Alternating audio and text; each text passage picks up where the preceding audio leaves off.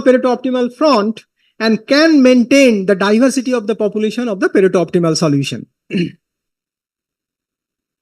So how actually NSGA2 count? That means how actually you determine the population size. So in NSGO2 component, so first concept is dominance. So here we use the dominance count. So that means dominance strategy is used.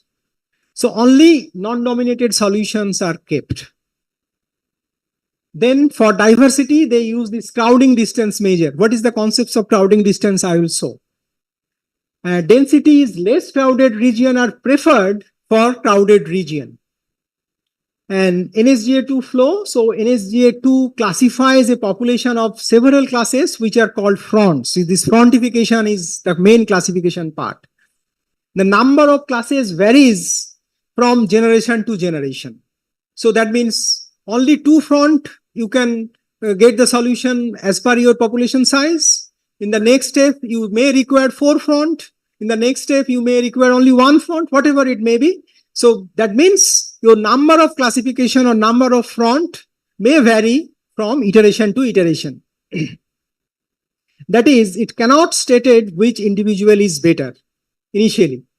So concept is that what is the crowding distance? This is a simple distance measure. It may be Euclidean distance, so or maybe one-dimensional distance measure or two-dimensional distance measure, whatever it may be. So your ith solution is there. So like its nearest neighbor. So here I plus 1th solution point, here I minus 1th solution points. So you determine the distance between these two and check which one is farthest.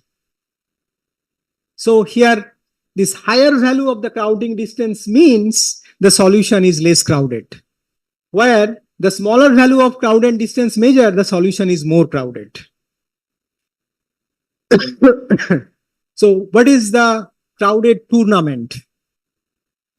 So a solution I, here they use the tournament strategy that is similar to the GA. I think in GA, I think some of you may know that tournament selection is there. A solution I wins a tournament versus another solution J if solution I has better rank. That means suppose you are in the first front and you compare with one solution in the second front. So obviously U is much better than the second front. So you are rank the solutions by using that front. So that means if you are in Rth rank, that means is ith front and Ri is less than Rj. So 1, 2, 3 in this rank. So obviously Ri is selected first, then Rj. If both Ij in the same front, then we go for the crowding distance measure, whether they are more diverse or less. So that means if they are in the same front, then we go for the diversity. So this is the main concept.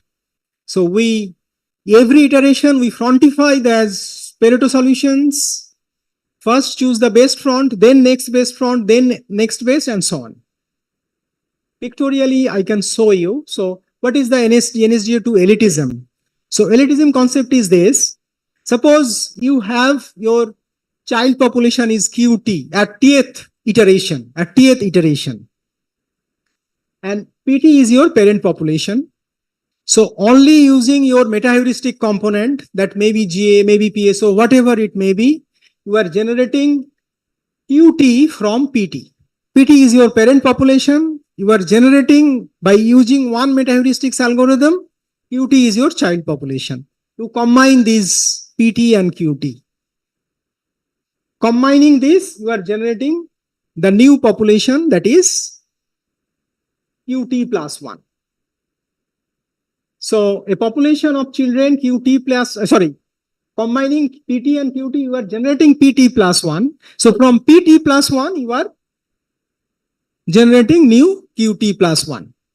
So combining PT and QT, you are generating the new parent population, and in this, from this parent population, by using meta-heuristics algorithm, you are generating QT plus 1.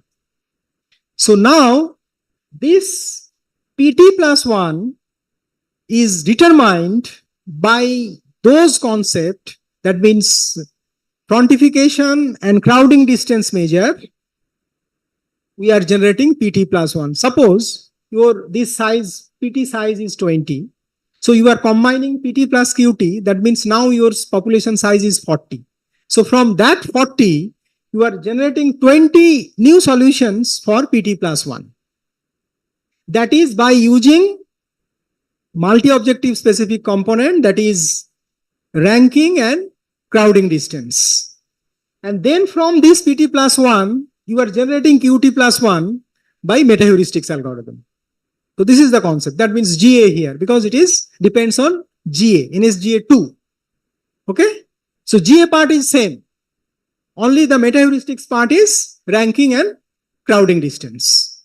Okay. So pictorially I will show you. So this is your PT. This is your QT. To combine these two. So suppose this size is 20. So initially it is 40. So this is your 40. Now all those 40 solutions you are frontifying, ranking them. So in the first front, this solution comes. Second front, these. Third front, fourth front, fifth front, sixth front, and so on. Clear? So out of those 40 solutions, by using ranking and crowding distance, you are generating PT plus 1. So how it is generating? So if this length is less than 20, yes, directly copied. If sum of these two less than 20, second front is also directly copied. Now here, first plus second plus third, it is greater than this. So obviously, some of the solutions are copied here, some of the solution reject from here. So how to reject it? That rejection by using crowding distance. It's a very simple concept. You are ranking those solutions, directly copied once the size is less than population size. Then next front, sum of this size is less than population size, then directly copied. Now here, use this crowding distance, you are separating the solutions. So you are rejecting this part and you are generating new PT plus 1. So once you generating new PT plus 1, again you go for the meta-heuristic part, generate QT, and then combine PT plus QT, again ranking, again meta-heuristics, and so on. So in this way, your iteration is going on. Is it clear? Anybody has any confusion? Okay. So say a simple example, you just look. Say suppose your population size, continue. Population size is 4. So you just look, say both are minimizing objective, F1 and F2. So combining 4 plus 4, 8 solution points are there. In the board, there are 8 solutions. This is your objective space, solution points are there. So you are frontifying this as per the minimization. So these two solutions are copied directly. Next, oh sorry, this is maximizing, this is minimizing, I'm sorry. So these 3 are copied, 5 solutions are there. So but out of these 3 solutions, 1 will be rejected. So for that rejection part, we are considering simple distance measure. So that distance measure, next slide. Here 1 solutions will be rejected because population size is 4 initially, 4 plus 4, 8. So first front, there are 2 solutions directly copied. Second front, there are 3 solutions. So 2 are there, 1 should be rejected. So which one will be rejected out of that 3? So that is by the distance measure. So here 1 will be rejected. So this is automatically rejected in the third front, and 1 from here will be rejected. So for rejection, here we use, because from the picture, if we just take the coordinate of those points, it's very simple. So obviously, out of these solutions, these 2 are diverse. So automatically, these points 2 is rejected, but mathematically also by distance measure that is rejected. So this is very simple thing. So we look in the objective space, and from here, by simple distance measure, that means if we plot mathematically all those points in this two-dimensional figure, so automatically by using distance measure, we can discard the solution points. Okay. So the calculation is here. So automatically here 1000, 1001 comes. So obviously it will be rejected. Next. So that means these 2 steps are basically used here for convergency and diversity. So for convergency, we use frontification, diversity for a crowding distance for diversity. But no archiving policies is used in NSGA2.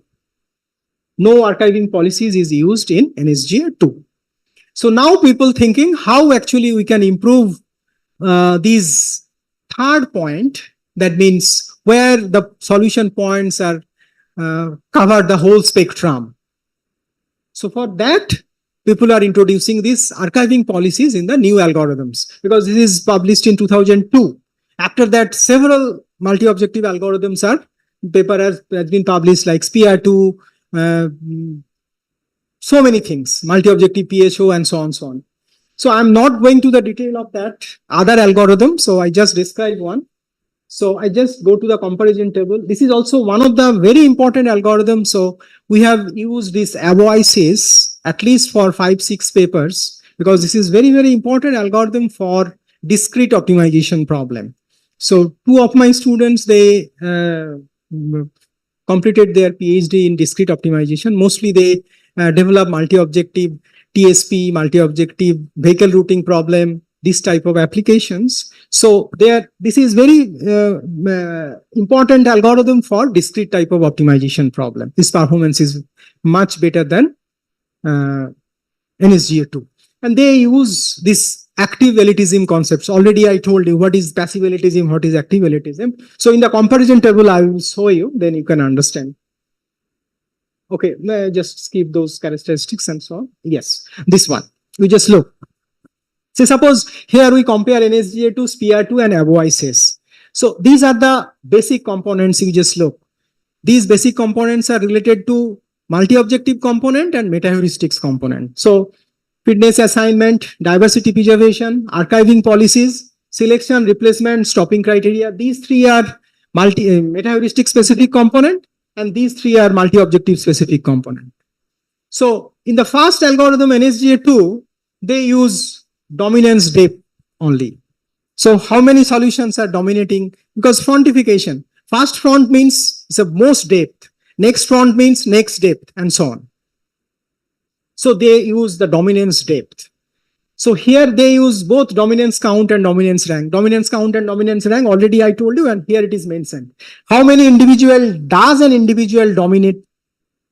And by how many individuals an individual dominated? So I am here. How many are dominated by me? How many dominates me? Here. So obviously, once you do that, so frontification also use some dominance concept, but I am here. That means one solution here, they are in the same front. But if we consider the dominance rank or dominance count, he is not in my positions because he is dominated by me. But when we consider the front, they are in the same front. That is the thing. So next is diversity preservation. So both SPIA2 and avoices, they use this dominance count and dominance ranks technique. For diversity preservations, I already told you that is crowding distance, but here they use kth nearest neighbor. And here both. So that's why this algorithm performance is little better. They use both the concepts, hybridize these two. Crowding distance as well as kth nearest neighbor. Okay. So for archiving, I already told you NSGA2, there are no archiving policies. They are mostly concentrated on first 2 points, convergency and diversity, not that whole spectrum, third condition. So, but here SPIA2, passive elitism, here they use active elitism. Passive elitism means only one archive, no comparison or comparative analysis is there.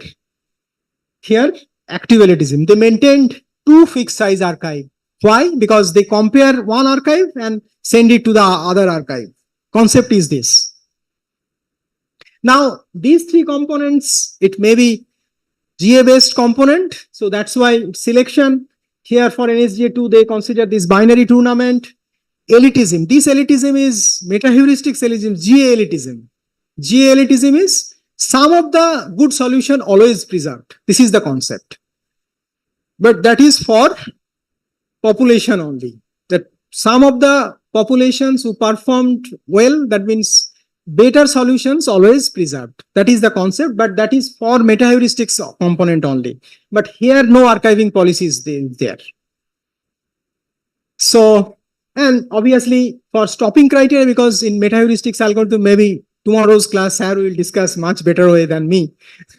So there are many stopping criteria. People at number of iteration, maybe number of function evaluation, and so on, time, and so on. So here mostly they are similar, but these three components are mainly meta-heuristic specific component, and most of the new meta-heuristics algorithm are designing some innovations or some new things with the concepts of these three components. Okay, so I think so. Nowadays I'm coming to that performance matrix part. So one important point is nowadays people are basically working how to design some algorithm so that we can give a unified view of all those, because every day people are generating some new meta-heuristics algorithm. So also multi-objective meta-heuristic, because tomorrow has design one meta-heuristics, maybe day after tomorrow I will propose, why not it is multi-objective meta-heuristics. So we consider the thing from Sar's paper for meta-heuristics part, and I will introduce some multi-objective concepts, combine together and design a new algorithm. So that's why people are nowadays thinking a unified view of these multi-objective meta-heuristics, because we have a unified program. So if we say it's a multi-objective GA, only I change 1-2 line code, we get the solution. Sir gives you a multi-objective harmony search, Dan-Bittel search, many search, PSO. So just changing 1-2 line code, you feed my machine, generate all the solutions. So this is one type of research. People are given unified view of multi-objective meta-heuristics. So it obviously work much better way. Okay, so the next component, that all indicator based approach I told you. So there are several indicators. So it's a performance, because it's called a performance matrices. So it's some statistical way, because once you generate a new algorithm, how you compare with the existing algorithm. So then only you can say it is it's better with respect to convergency or diversity or like this. So how you compare? So for that there are several performance matrices are available. I will discuss 2-3 here at least. So it's a very simple concept. This is hypervolume. So what is the concepts of hypervolume? This is very simple mathematics. You just look. So suppose this is your true Pareto front, this bold line, and this is your Pareto space, Pareto optimal space. So suppose your algorithm gives you some solution points. They are say capital A, capital B, capital C, and so on. This is your, because your Pareto front consisting some discrete solution points. So how actually hypervolume preserves the convergency. It preserves the convergency. So conceptually you just look here, sorry. Here we are considering a point W geometrically. It's away from the search space, and determine the volume with respect to all those points belongs to your Pareto front. So union of all the volumes, considering these points you are generating some volume, considering these points you are generating some volume, because it's not 2 dimension, it's any dimension, no? So if we consider these points, you are some area, so that means 3 dimension, 4 dimension, you are actually volume.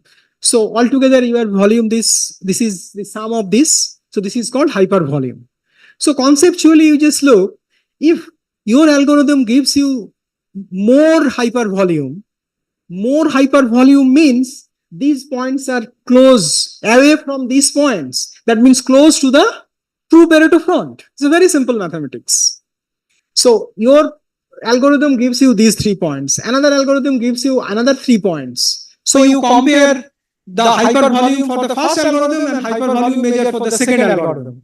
So obviously, if where the hypervolume is more, that means their convergency is more. They are more convergent to the true Pareto front. Clear? So that's why when we use the hypervolume measure, so obviously the more value of the hypervalue is desired. Clear? So similarly the spread. For spread, it's basically preserve the diversity. Hypervolume basically preserve the convergency. The spread is basically preserve the diversity. So here we consider some df, dl and di, dvar. So dvar is the average distance. df, dl are the farthest point. So you have many points in this Pareto front. So obviously these 2 points are the farthest. So one is dl and another is df. So people are generating some function like this, and if the spread is minimum, that means your diversity is less. So we want to minimize the spread. So spread is decreasing, that means your algorithm is better with respect to diversity. Okay, next. Similarly, another is this generational distance. It is just very simple measure, it's the average distance. And again, it is preserve the diversity. Again, it is lower value is desirable. So it's very similar. Next one. So people design one. This is inverted generational distance. Here it preserves both convergency and diversity. Other 3 are, first one is better for convergency, second 2 are better for diversity, but here both convergency and diversity. So what is the concept of inverted generational distance? You are getting some points by your algorithm, and you know the true Pareto front, and from true Pareto front with same distance you are considering some point, and determine the perpendicular distance from your algorithm, from your point and those points, and minimize that total. So this preserves both diversity and convergency, because you are minimizing the distance. That means your points are closer to the true Pareto front, and you are taking the diversified points in the true front, and you are approaching your point to the true Pareto front point, and those points are diversified. So obviously diversity is also preserved here. It's a very simple mathematics. Conceptually, you have some points, you are taking diversified points in the true Pareto front, and each and every point approaching different diversified point. So obviously both convergency and diversity are preserved here. It's a very simple mathematics, but approach is very good. So that is the concept. Okay. So these are mostly people have used when compare the algorithms. So that's why it is called different performance measures. Okay.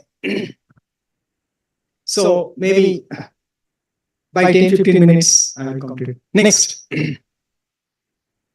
So another area of research nowadays, that is many objective, that initially I told you what are the advantages, disadvantages and so on. I will discuss by 10-15 minutes and then stop. So what is the concept? Because most of the real life situations, the number of objectives is generally 2 or not 2 or 3, maybe more. And all 4-5 objectives are conflicting in nature. Most of the real life problems nowadays, actually it's posing from different corners, maybe from engineering domain, some other decision making domains. So number of objectives is always more than 4. So generally, if the number of objectives 2 or 3, then it is multi-objective optimization. If it is 4 or more, it is many objective part. So, but it's much more complex than the concepts of multi-objective optimization. There are NSGA 3 already, Kollanmoy Dev and his group already designed. I am not discussed here NSGA 2, sorry, NSGA 3. That is, they use little concepts of these many objective. Actually, they combine NSGA 2, because if we consider 4, we may divide into say 4C2 multi-objective, 2-objective way. And they combine those 4C2 multi-objective NSGA 2 and combine it as a NSGA 3. So in this way they are thinking, but again there are some flaws. I'm not discussing that here, but how actually this many objective is much more harder. So that is the main issue. So multi-objective visualization is very difficult. three objective may be little visualized, but after that we cannot visualize anything. So that's why visualize is not possible, but I try pictorially to give a view. So next, so suppose here you just look. Conceptually, two objective, I just give you one example from our paper. So two objective is easy. Three objective is possible by this type of algorithm, at least for this type of discrete problem. It's an abstract problem. So for four objective, it is difficult, not possible. So conceptually, you just look. Say suppose we consider two abstract problem. Okay. So here the number of generation is there. So if you have a small number of generations, then your visualization, because both are maximizing objective is this. So only 20th generation, your visualization is this. 50th generation, visualization is this. After 2000 generation, visualization is this. So that means you have many solutions and they gives you a very good front. But here this is not a good front, here this is not a good front. So very simple problem, very small problem. So that's why 2000 generation is possible, otherwise not. But it takes little time, more time. So what are the major difficulties of these many objective optimization? So obviously the difficulty in the search for Pareto optimal solution. Because you cannot visualize. So obviously it's very difficult. So difficulty in approximation in entire Pareto front. Approximation part is also very difficult. Presentation obtained from the solution to the decision maker, because you cannot visualize it. So how to give the decision maker the solutions? So many difficulties maybe arises for multi-objective decision. So here the solution with many objectives are usually non-dominated with each other, because when you consider only two, there is only very less number of solutions are Pareto optimal. But if we increase the number of objectives, because number of objective means out of 5 objectives, 1 objective I am better, means I am Pareto dominant with you. You may cover more than 3-4 objectives with better than me, but at least one I am better with you. That means I am dominated you with respect to one objective. So that is the main difficulty actually. Next. Yes. So you just look. So suppose you have 5 objectives. So pictorially. So if we get this type of solution, only most of the solutions approaching one front, one objective function. So obviously, with respect to other 4, it is worst. So that means it's a very poor solution.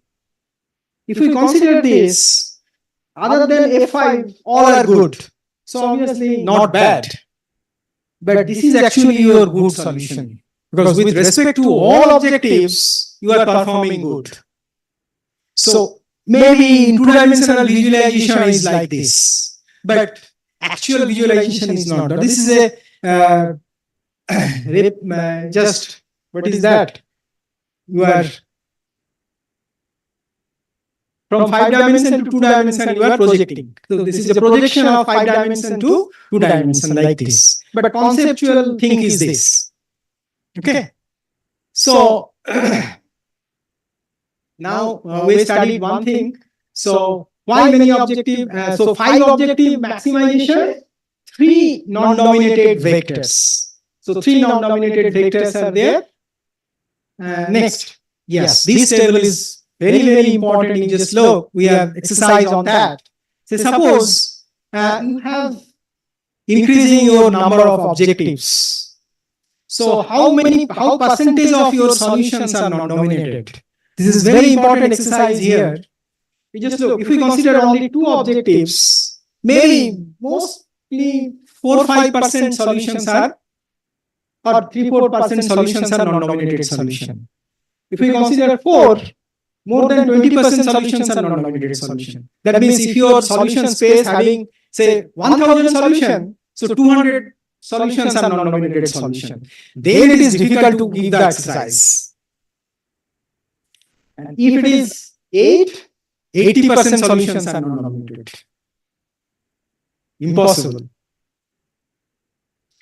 Because your search space, most of the solutions are non-nominated. So how to design your algorithm so that which one is good, you claim.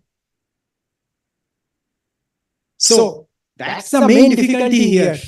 So many people are doing to develop some algorithm in many objective, but if we use the concepts of NSGA2 or combine two algorithms and make something for solving, then maybe it is possible. One solution you may get, one Pareto solution you may get, but you cannot claim this is really good solution to the decision maker. Okay. So among 200 vector, if we consider among 2000 vector, so then at 10, again, around 70%. So that means 2000, 70% means 1400 solutions. If we consider the 10 objectives, 1400 solutions are non-nominated solutions. So that is the main difficulty here. So I'm not going to the details of all those things. Next. So now the conclusion part, I think maybe time I finish. Okay. So obviously in conclusion, we just look several methodologies including classical method and multi-objective evolutionary algorithm to solve multi-objective optimization problems discussed here. So for meta-heuristics algorithm, different fitness assignment, dominance relations, as well as elitism techniques has been discussed. Because several algorithms they have used either these or these and so on. So various performance indicator, performance measure are discussed to compare the results for different multi-objective algorithms. Implementation of multi-objective in discrete search space. Most challenging domain. That means if we consider the vehicle routing problem, ship routing problem, aeroplane routing problem, these are very important real-life examples. And inborn these problems are multi-objective. Several conflicting objectives are there. So these are in discrete domain. So it's very challenging nowadays. So lot of people are trying to solve those type of problem, and this is very important problem. So evolutionary many objective optimization are also one of the important, because here the number of objectives is maybe more than 3. So this is one of the important domain nowadays. In future, this research can be many objective optimization where really need to design the domains relations, present the multi-objective evolutionary algorithm, Pareto optimal solution for many objective also. And another concept that already we solved some problems in uncertain domain. So that means we may, because already some of you know fuzzy optimization problem, stochastic optimization problem. So multi-objective stochastic optimization problem, multi-objective fuzzy optimization problem, these are some new areas. So maybe in future also you can try. So next, these are some references. Already I told you, say Jidlar, Dave. These are very good names. So they are people who actually develop some new multi-objective algorithm in this domain. So maybe in future also you can study it. So I have with this PDF, I will share you, no issue. This PDF file is in my pen drive, you can copy it. Okay. So these are references. Because the time is not permitted, so otherwise I can show one of our paper. So anyway, so thank you all, because if you have, so maybe you have some questions. So you can ask. Thank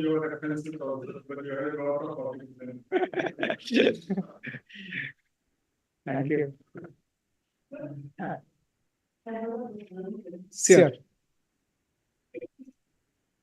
So you start your talk from basically, it is not at the optimization. What the technique being the optimal solution. So what is the difference between the optimization and the HDA?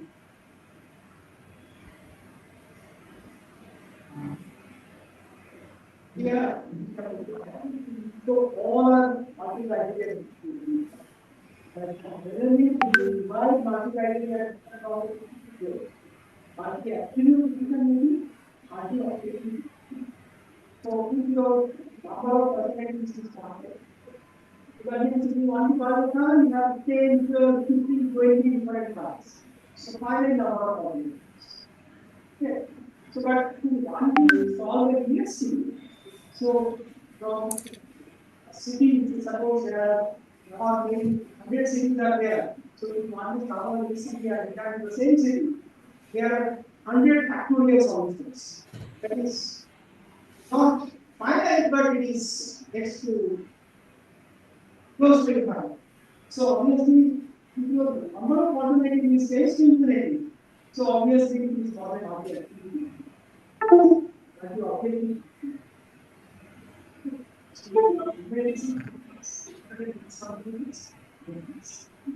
no quantity is very infinite. So that is always times of the problem. So for obviously digital problem, obviously we have a complete mathematical problem. Mathematical digital problem and consider some criteria, design some matrix by using some matrix operation, we can add them to get a problem. So,